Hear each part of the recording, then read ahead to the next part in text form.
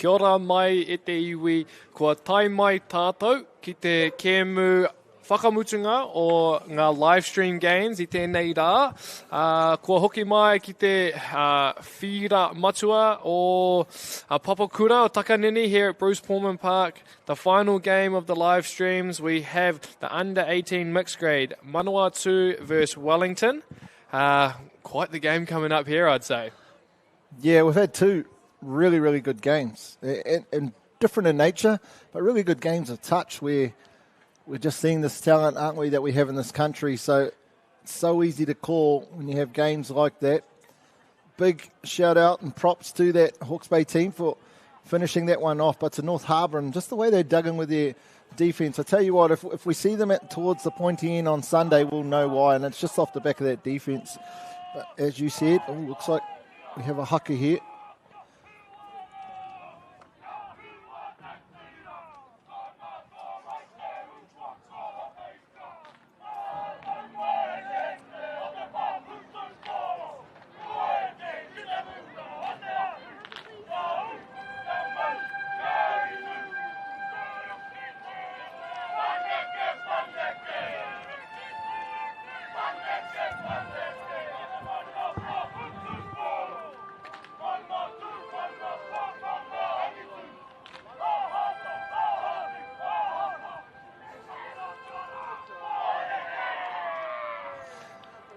What an incredible way to start a game. Sean, I spoke earlier briefly about being at the multinationals and talking about how there were other kaupapa there that were so much bigger than the actual touch themselves. And part of that was the pre-game haka. And just, I imagine organisers probably don't love it, not from the fact they don't want to see a haka, but in terms of their timings. But it's just amazing to see these young rangatahi in terms of how proud they are of who they are and what they are and where they come from, and to just do that. And I actually think in terms of taking our game to a better space that it's more of this type of stuff that I'd love to see more of. So to the Wellington under 18 mixed team, what a way to start us off for this, the last of our live stream games.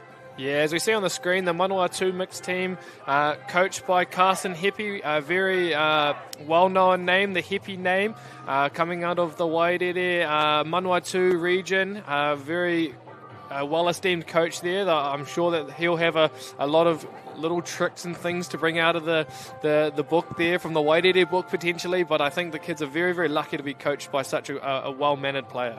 It's awesome just to be able to see the names on these team sheets in terms of the coaching and just see people giving back, right? It's not because they're finished, but they know that they have something to give and they want to give. And again, another awesome quality about the sport of touch. Unfortunately, once you enter, you can almost never exit. You might have stopped playing, but there's many of other roles. As we see referee Luca Morrissey, actually, not Luca, Holly, I think it is. Holly Thompson start us off in this one. Whānau, Manawatu with the ball. We've had some hot starts so far. Do we have another one? Great lift, great read there from Whalia Piripi, winger for Wellington. Yeah, and if that's going to be a taster for the start of this game, wow, what a try there on fifth touch. We sometimes call that a little bit of a coach killer on the defensive end, but there's just no stopping that from the Manawatu. A little bit of footwork out of half. I thought the play prior to that would have been enough to score the try. Well defended by the Manawatu team there. Sorry, the Wellington team there. But Manawatu were just too hot on the attack there. Fifth touch try. Yeah, Tumai Burton, I think it was, who got over the number 8 there for Manawatu. Coach killer definitely is, isn't it? It's almost like you clock off. Cool, we got to the fifth. There's no play on. The roll ball's static.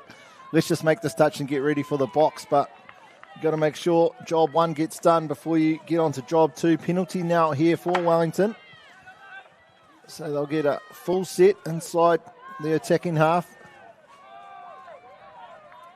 It looks like we're going to have footwork at a premium. Oh, no way. I wish there was a try. The 15. Alipata Soro down that sideline. And there he goes again. Wow, he's got some footwork. He's drawn them off the line. Been able to draw the penalty there. Referee jogging on the spot. Quite an easy call there, I think.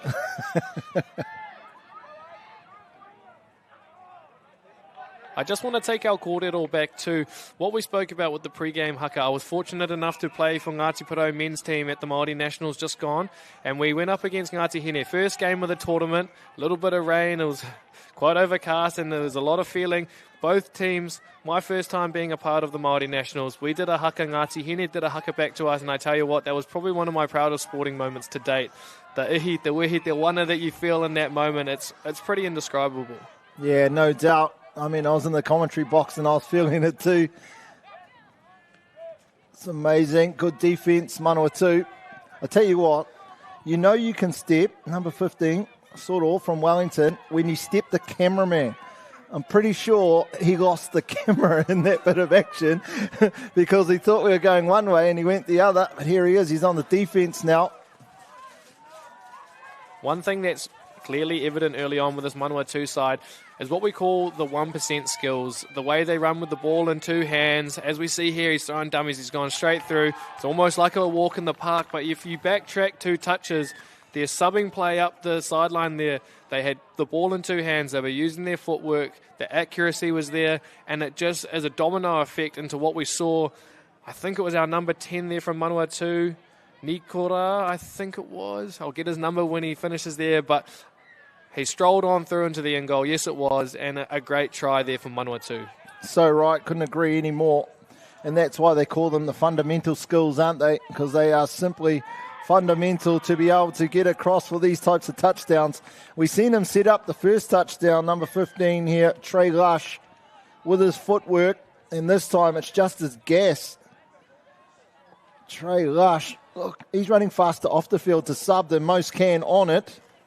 Yes, no, very impressive. You see him here, he just takes off, and God, he's got a set of heels on him, and I'm sure we will look to see him use that as the game progresses. He's going to be quite the player to look for, I'd say. A set of heels and a set of guns too. I mean, you're supporting some good ones there yourself, but I tell you what, whatever protein he's drinking, share it on. Here we go though, Manawatu now, 2-0 up. And like you said, 2 relatively easy looking touchdowns, weren't they? Yeah, as you say, he's quite the athlete. He's on the sideline still. If I was a coach, I'd be throwing him back on there, but that doesn't need to happen. When you've got players out there in the middle of the field like what they've got, the calibre of this Manawatu side is extremely high. So he has the luxury to have a break from his last 60-metre dash, and he's back out there, I'd say, in the next defensive set. Unfortunately, Manawatu not able to dot down for their 4th there. Wellington able to keep them out as they look to ruck up the sideline here. You can see the game plan on attack for Manawatu. They peppered this left-hand side every time they've come down. When touched on the 5th, they just have to play. The dummy half runs hard in towards the middle of the field, making the defender make a decision, looking for that late cut or to get in behind. So well coached, well drilled, but the best thing is they're coming out and implementing what they've been doing in the pre-season.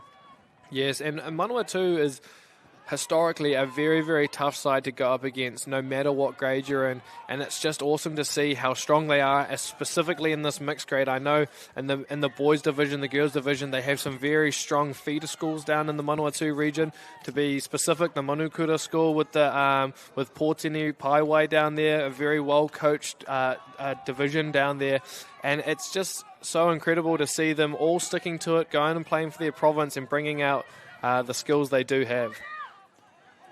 I guess when you think about it, this is the clash of the neighbours, isn't it? Manawatu up against Wellington. You never want to lose, but you even want to lose less to your closest rival. You got Wanganui in there as well too, I guess, but Manawatu down on that attacking end, very sharp. We talked about tall timber in the last game. We see there Richie Stevenson. I will not be throwing any long balls over him. Oh, great yards there. That's fantastic. Set there from the Link player. And here she is. Does she get rewarded? Ooh. No, it is a touch. Wow, kua kōrero hea e māua. E runga I te kaha o ngā wahine huri no I tēnei whakataitai. E mi haro rawa atu ki te ngā wahine katoa. Aha koa the under 18s grade, the under 16 grade. He tino kaha ngā wahine katoa, and it's just kudos to the provinces that are producing such athletic and strong and very capable wahine, especially in this mixed grade. There we see the third touchdown for Manawatu. Probably not in the fundamental skills, technical coaching manual they put down there. But as another co-commentator said to me in a previous tournament, these young people love to express themselves in different ways. And that is one of them. The slam dunk, 4-0. Yes, that slam dunk might be a 1%er of another kind. Not probably the fundamental type we call it. However, he got the ball down. He scored the try for their side. So not quite the coach killer yet. I guess for young people that may watch this, that have aspirations to get to the heights of the game that you do, is that something that you and your teams and at that highest level, if you're seeing that, you're having those conversations saying, hey, that's not how we do things? It's definitely something that's drilled in, especially at the open level, the men's, the women's, the mixed grade. The speed that we play the game at, the athleticism, the capability of all of the individuals, there's just no time for split-second decisions like that. You know, you've got to have quick hands, you've got to have the skills, every minor detail, and we spend hours practicing catch and pass, and it gets boring, it gets mundane, but when you come out to these important scenarios, especially come Sunday afternoon when you're tired, your legs aren't quite there, your mind is elsewhere because you're just feeling the fatigue. But when it's muscle memory just to flick that ball on, or if it's muscle memory to get that ball to the ground as quick as you can, those are the things that you work all season for. Manawatu again. Oh, just a bobble. I was just about to give her a shout out. Melina Miller, number 11.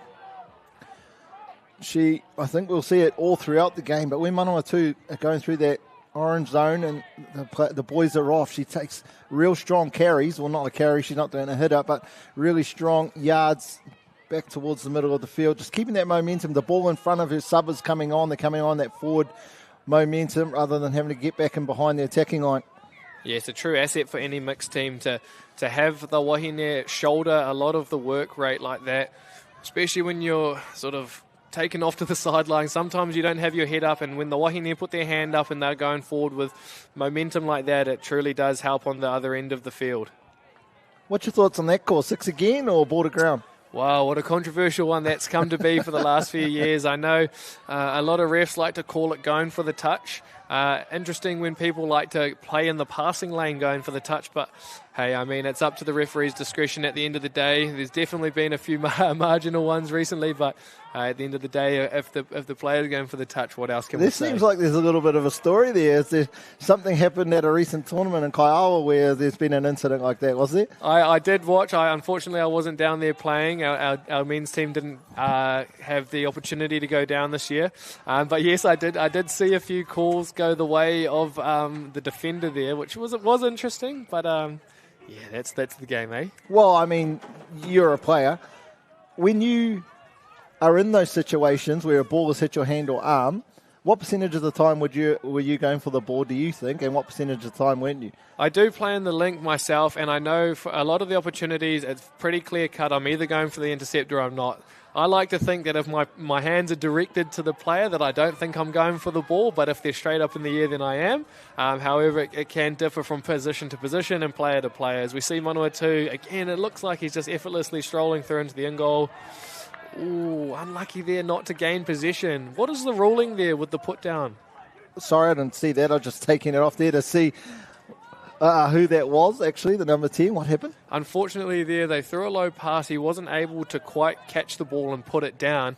Is there a ruling on having to fully grasp onto the ball and put it down, or can we just put downward pressure? I think, well, yes, there is a ruling, but I think it more is the picture that the referee sees. I'm not entirely sure what the definition is, whether it's the difference between control or whether they, as we just see there, or have possession. So periods of time it was they had to have possession. You couldn't just take the momentum of the ball to the ground, and then it crept into just needing to have control. So I guess for most, no matter what the rule is, it's the picture the referee sees, and I think if they feel that they didn't just slam it down out of the air, then they'd give the touchdown. Yes, I must say I've seen in the past a lot of opportunities where players like the one on the field, as we see on the screen now, scoot through into the end goal. They find their winger. The winger does the most acrobatic finish, just forcing enough pressure onto the ball to ground it. And it's almost just like there was no intention whatsoever to catch it, but they've scored it, just like I think we might have seen there. No, the penalty is called, holding the call there. Yep. referee Gill just identifying the defensive player from Wellington, holding one of the supporting attackers, obviously taking away any opportunity for them to catch the pass. Now back to the middle. Yeah, great work there from the number 12. You knew exactly by his body language what he was doing there. It was excellent work by the dummy half to get it back to him quickly. As we see here, he just knows what he wants. He sees his spot. He manipulates his defenders. Great work from the dummy half to get it back while he's still going forward. You can see the number 2 for Wellington never able to get back. Gets nice and low. Fantastic touchdown there. Ai, Caleb Harding, and if I am correct, he wiwi, he Ngāti, he whanoke, he uri tēnā no paikia. I believe I saw him representing the under-21 mixed Ngāti Porou team who were able to take out the final not long ago down in Rotorua. It was interesting to see Trey Lush, who I think has the hot hand at the moment for the Manawatu side, more than happy to sit out at the link position there. Didn't have a hand in the play, and the boys in the middle got their opportunity and they got the treats. Yeah, well, I mean, when you've got a player like Trey Lush, being a decoy is just as effective in terms of the impact you have on the defence as when he's got the ball in his hand. So I'm sure there's more than one set of eyes on Lush, which means there's less on these guys in the middle. I thought he was going to get over there. They had numbers on that right-hand side. And that just comes down, again, to some great coaching there. They know their threats, they know where they can strike and have the opportunities, but to have them out in other positions and to use the skill of other players, gosh, when you're Wellington and you're defending a side like Manawatu, you just don't know where it's going to come from.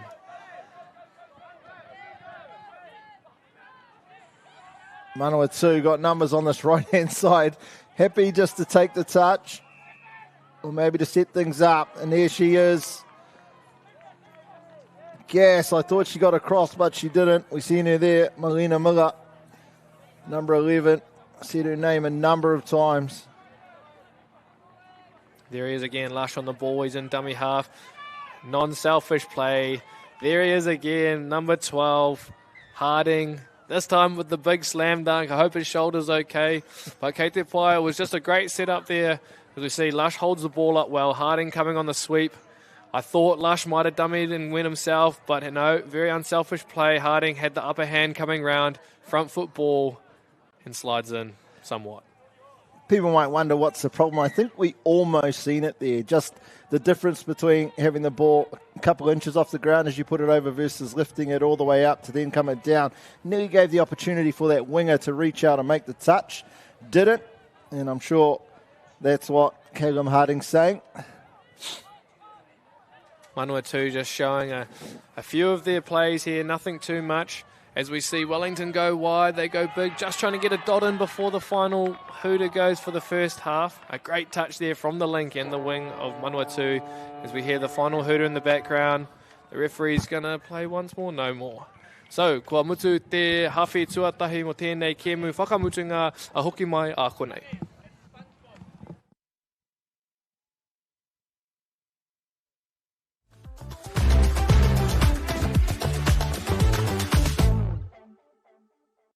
For Bunnings Homegrown Heroes, the mahi never stops. Nominate the unsung heroes in your touch community that go above and beyond. They could win $5,000 to invest into the sport we love. Nominate today.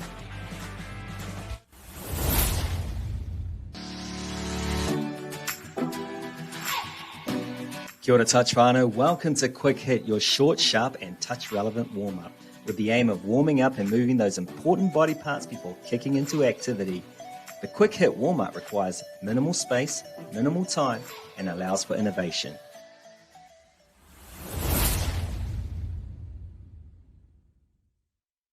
For Bunnings Homegrown Heroes, the mahi never stops. Nominate the unsung heroes in your touch community that go above and beyond. They could win $5,000 to invest into the sport we love. Nominate today.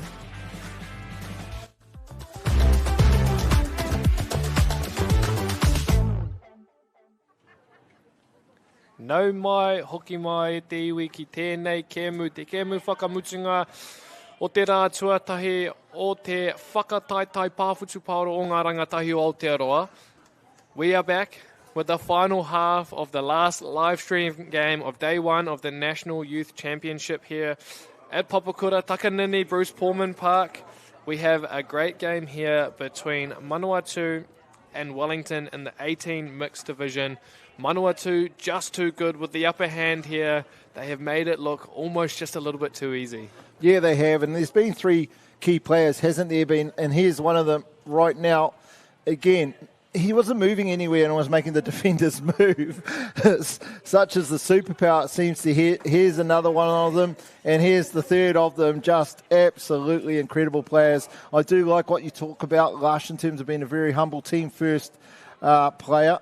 And then I just want to, and again, another shout-out to Melina Miller, the number 11, the link for Manawatu. She has had an exceptional game and just a really key component to this Manawatu mixed team.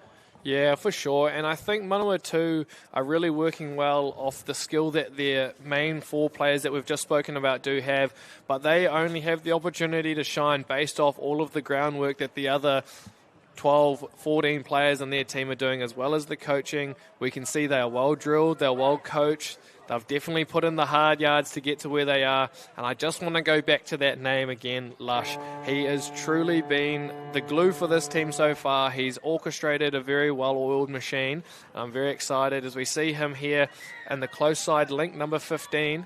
I'm really excited to see what he can do for the rest of the game.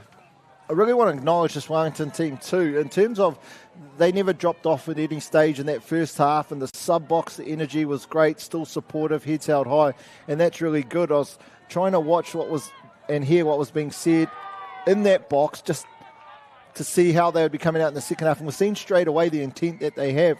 I mean, 6-0 first half, there's 2 halves in a game, and just the body language that I'm seeing from this Wellington team, for me, I think they're going to come out here and really throw everything they can at this Manawatu team. For sure, they're looking threatening on the line, and that's the main thing. They're making the most of their opportunities, but this is just going to be a great opportunity for them to come up from Wellington. They come all the way here to Popokura, and they get the opportunity to play against a quality side of Manawatu, and I'm sure for the rest of the weekend they'll go up against some other quality sides, and it's just a great test for them moving forward, and I'm sure they're only just going to keep developing and taking it in their stride. Waiari, we see him here, the number 13 for Wellington. Gets into that dummy half, just looking to set up. Smith, the number 20 for Wellington. Be interesting to see what Morby's doing. He's just hanging out there in the back, potentially coming on a sweep plate. No, actually, they send around Mia Burt, sorry. I think sometimes, I guess, I don't know if this is a team where they are in terms of their journey, the program they're on, but some teams that you can definitely know that they are developing is it's almost easier for them to score touch off the back of yards as opposed to getting penalties on the 7-metre line, and everything starts quite static. Yeah, for sure. I know from my experience, we do spend a lot of time, obviously, training on the 7-metre line just because it's one of the easiest ways to make sure that you get high-quality reps in. However, something that I know a lot of teams are going away to these days is just hounding the yards back and forward at each other, trying to convert into tries off the back of fatigue, which is what the game is built on. You know, we see end-to-end play, and that's what's so exciting about the game that we all are privileged to be a part of. But to see here, you know, they're going to come in hard with yards. The likelihood of getting a strike on the 7-metre line is minimal, and so they really need to take the opportunities going end-to-end off the back of yards.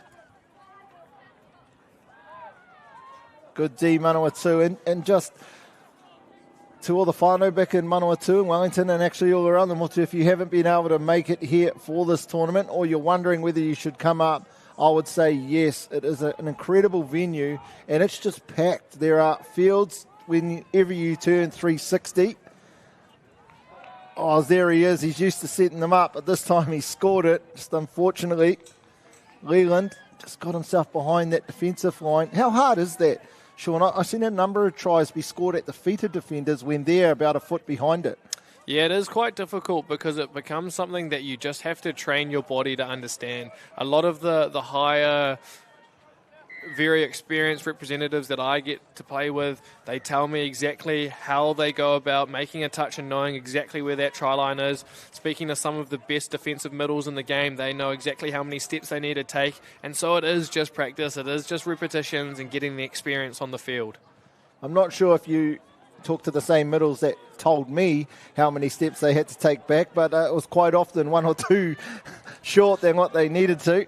They disagreed. However, Morby throwing that nice right to left pass, couldn't stick.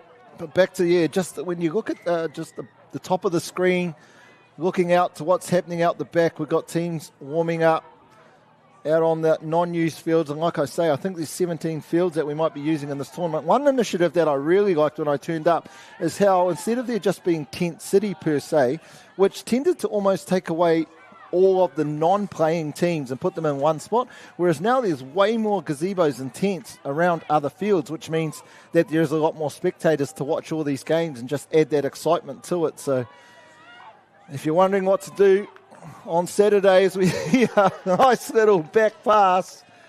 Richie Stevenson. I can't wait to see this one on replay. Jumping on the back of that, Maya, all I want to say is if you need a reason why you should come down and watch tomorrow and Sunday, that right there is the exact reason. 76 teams competing down here this year. That's 3 more than last year. What a great turnout. I mean, there is just absolute spectacles on every field you go and watch, no matter what round it is, whether it's the first one of the day, the last one of the day. We get performances just like what we've just seen. Richie stole my move. That was the only one I had, and all the rest of my team wished I never had it. I think I tried it all the time. I thought it made me look cool, but the fact it never went to any of my teammates probably had the opposite effect. As we see Wellington thought they were going to get in for their first touchdown. I think Wellington's done really well there to identify the defensive shape that Manawatu is running. They are bringing their link quite far across over, which therefore means he's got to work a little bit extra. They almost found that space in behind him. Unfortunately, he did enough to recover. But Manawatu have gone to show that that defensive pattern in this mixed game is really proven to be effective. Tukarepa, we see him here, the number 10. He just looks chill on attack, and he also does on defence. You think you got a chance, but he just stretches out, makes an easy touch. Shut down any attack. Free Morrissey knew what he wanted to call. Yeah, Toto called that decision there. I think it's a great call when you're coming in there, standing upright with 2 hands on the ball. If you manage to drop the ball, I think that is definitely a win there for the defenders. We see the Manawatu force coming forward. Very, very strong. Just hard for Wellington to get on the front foot. As I say that, it's the complete opposite. He goes straight through. He finds the winger. Adam Morby, the number 4. Is this the first touchdown? It is. He's looked the most likely. Using his pace. We see it here in the Trillion Trust replay. Just a nice scoop from dummy half. Gets on the out of Lush of all people. I tell you what, you'd want that photo in your scrapbook, wouldn't you? You're able to get on the outside of Lush. That's more than just a try. Yes, Morby with speed to burn there. I did say that they were coming a little bit static and Manawatu was doing a good job. Probably didn't end up being effective for the Manawatu side there as we saw Morby scoot out of dummy half. What a clean set of heels he had. Got their tails up now, have Wellington. Scored that touchdown. Great set of defence. They wanted the ball back. And now straight into their yards. Oh, nice little check back. There's such good vision, good eyes up touch there from, I think it was the number 3 for Wellington, Mia Bird. The difference between her just going down and Manawatu already having their defence set versus checking it back, getting in behind. Not only was it the 15 extra metres, it was getting that Manawatu backpedaling on it. Yeah, I think that's something we definitely look for as players, as coaches, is the extra yards, especially if teams are only going to send one defender at you. When you've got 6 attackers on the field, there's always a little bit of open pasture somewhere. Just those extra 2, 3, 4 metres can make a huge difference coming off the back end of the field. There it is again, the home ground heroes barcode. I'm sure back at home is there. We see Wellington. Tell you what, they're having a second half here. It's 2-2 in the second half. But just look at the body language from Wellington. I'm sure Manawatu are not concerned, but maybe taking foot off the throat. Yeah, unfortunately, that's something we don't like to see in games like this when you do have quite the convincing lead and then we allow the other team to get back into the game just through a few little probably tries. We've just let off the throttle a little bit. But as you say, Wellington's got their tails up. They went back to halfway with their chest pump there, and I'm looking forward to seeing what they've got for the rest of the game here.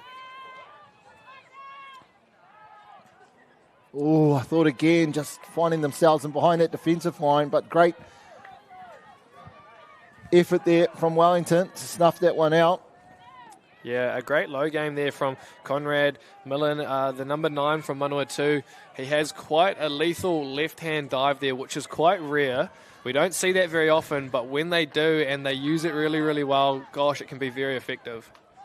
I tell you what, a decade ago we would see one per game person who could throw a left to right long ball. Now everyone's doing it. It's almost like more people are throwing it left to right than right to left. Now I'm sure we just suddenly haven't had the birth of a whole bunch more people who can throw that way. But I imagine what's different to a pass than a dive is it very much is probably if you aren't right-handed, you're just so used to diving down with that right hand rather than practicing in the left. Yeah, for sure. It's definitely not something that a lot of people tend to go home and practice because it is something that can be quite sore. You get the cuts, the grazes when you go down to the local park that aren't a beautiful piece of carpet like what they're blessed to be playing on today.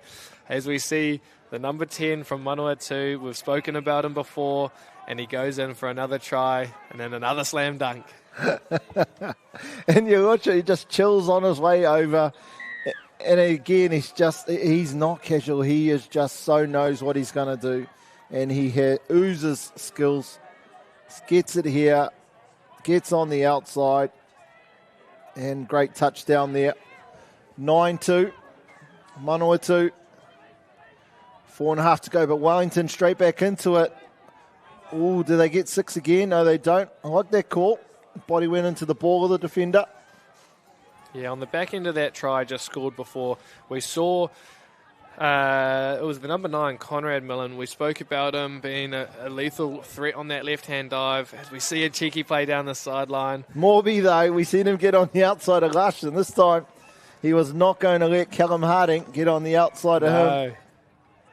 I tell you what, we threw a lot of chocolates towards Melina Miller's way in that first half, but Mia Burt in the second half, the number 3 for Wellington, playing on that right-hand link spot, has had a sensational second half. Really started to show us the array of skills she has, the work rate that she plays with. Again, she's just taking on 2 of the lads like it's just another game of touch. Yeah, and good on her too. She does seem to be quite the figurehead in this team for Wellington. She's really setting the standard, and I do think that the boys are really feeding off the energy she's putting out there. Unfortunately, just an unforced error there from the Wellington side. They won't be too happy with that, but that's totally fine. I know that they'll be out there to defend the house down. We've got just over 3 minutes remaining. Manawatu might look to slow it up a little bit, just a little bit of gamesmanship here and slow it down, and maybe they might speed it up and score a few more. I reckon Richie Stevenson could dive from the 10-metre line and he'd still get it over. It'll be interesting to see how they utilise him here. I'm sure they might look to use him as a chucking option. I'm sure he can dive. I mean, look at the size of him. He can probably fall from the 7 and he'll be there. And he goes for a quickie. Oh, he's got some moves. Unfortunately, there, the Wellington defence up to the job. They'll love to get a stop here. Some footwork. Number 2 from Manawatu. Tukudua. Nice work, Wellington. They pretty much snuffed out anything that come their way. It didn't actually look like it there in that set 102. Just footwork, get on the outside. Again, just in that moment, needn't take the touch. Keep their momentum. Oh, that's a great drive here. Oh, backed up by... there he is. We haven't seen him step the cameraman since the 2nd minute of the game. He's actually off getting his knee taped up. You can see that there. Tape on the round. Comes back door. They do come this way. Do we get caught dummy half? They do. Looks like a touch and pass. Yeah, well defended there from the number 2. My apologies. That's Takudua, not Tukudua. Well defended there by Mehana. He's had quite the half here. I feel as though a few of the boys have sort of taken off the foot a little bit and they've just sort of slowing up the game. But I feel like he's really starting to take a leadership role, take reins on the game and just really control it just goes to show you don't need to go at 100 miles an hour to make sure that you close up the game just how you need to. As the last of the live stream games here for day one here at Pulman Park in Counties Manukau winds down to an end. Just want to say a massive thank you and acknowledge the event sponsors as we see